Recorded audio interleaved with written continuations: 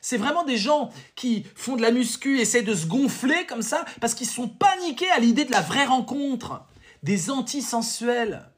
Des antisensuels. Mais c'est trop gentil, c'est trop gentil. J'appelle ça des chiens. C'est pas mal, mais c'est méchant pour les chiens. Des rétractés. Des rétractés. On va trouver. Des déficients sensuels. Ah, c'est pas mal. Liberty, c'est pas mal. C'est un peu long, quoi. Il faudrait un truc qui frappe, quoi. Des flics des corps. Des flics des corps. Flics de corps, va. C'est pas fils de pute, c'est flic de corps. Voici des propositions courtes, chargées de venin subtil et de pertinence. C'est ça, Philop, les amis.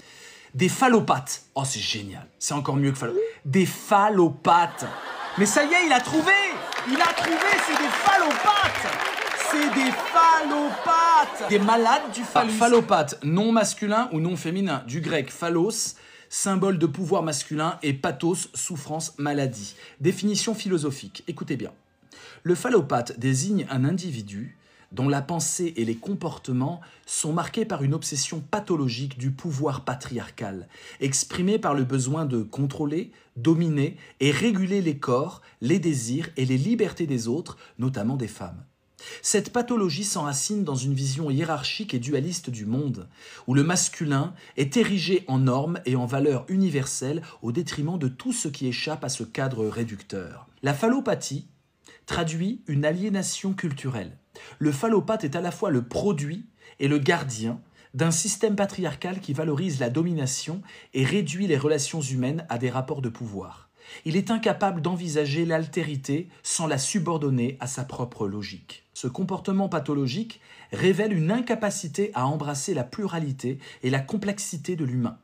Le phallopathe réduit l'expérience humaine à des catégories rigides, homme, femme, fort, faible, dominant, dominé. Ce réductionnisme traduit un vide intérieur, une peur abyssale de la fluidité, du changement et de l'émancipation.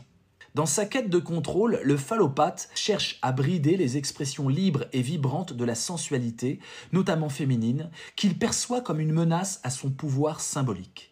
Il impose des normes répressives sur les corps et les désirs, tout en masquant sa propre fragilité sous une façade de virilité excessive. Le phallopathe est l'incarnation d'une logique anti-vivante. Là où la vie s'épanouit dans l'interconnexion, la diversité et la fluidité, il impose des murs, des règles et des violences pour maintenir un ordre artificiel.